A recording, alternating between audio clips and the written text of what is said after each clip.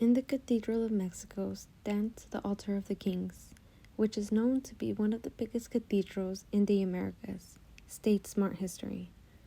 Although people think the whole cathedral is the Altar of the Kings, it's really not.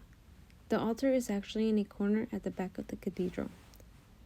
The altar measures 25 meters in height and 13 meters in width. This artwork is described as Baroque, which was a standard element for the art Churriguesque. According to the book Art and Architecture in Mexico, Churriguesque was partly inspired by the designs created by the Churriguesque family. Churriguesque was introduced to Mexico by an artist Spaniard named Jeromimo de Balbas, a great civilian craftsman, according to the journal The Retable of Mexico City Cathedral. Balbas was also the designer and artist of the Altar of the Kings, along with many known artists during that time. They began to work on it in 1718 and was completely finished by 1737. It took almost 20 years of hard labor to get this masterpiece finished. In the biography of Jeromimo de Balbas, it states how this Baroque architecture is an overwhelming decorative, organized style because of how cramped up everything looks. But the altar is organized just in Jeromimo's artistic ways. The most important statues are placed at the top, while the Christian kings and princesses along with the queens are placed at the bottom. At the top we see God our Father wearing a red cloak and holding an orb. We see other figures of the Holy Family on the gilding. These two big portraits at the middle are portraits painted by Juan Rodriguez Juarez. The top paintings is the Assumption of the Virgin, and the bottom is the portrait of the Adoration of Maggie. Just below the Maggie painting is the center. In the center, we see a gilding Jesus of the Sacred Heart. Down below, when looking horizontally, we see a row of women, and these women were once queens and princesses. Above the queens and princesses, we can see Christian kings in a row as well. All around this altar are big and small angels surrounding the sculptures.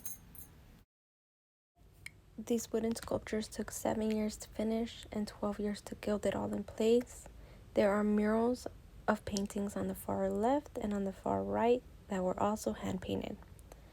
The book Mexico Baroque explains how in between the artworks are numerous niche pilasters that are filled with sculptures depicting different royalties and saints in polychromic wood. They look like this, and a niche pilaster is supposed to highlight a major saint. Along with the niche pilasters, we can see an estipulated column. These estipulated columns are seen in altars and were seen along other churches. When looking at the front, we can see these 4 columns highlighting the front of the altar. The journal Thoughts on Church Architecture in Mexico explains that these columns had already given a way to a series of highly decorative geometric shaped piled upon one another, becoming even more interpreted, irregular, and all but indistinguishable. These columns were a popular structure in the 18th century that also came from Spain, and these columns look completely different than the Greek columns. These columns have a unique form.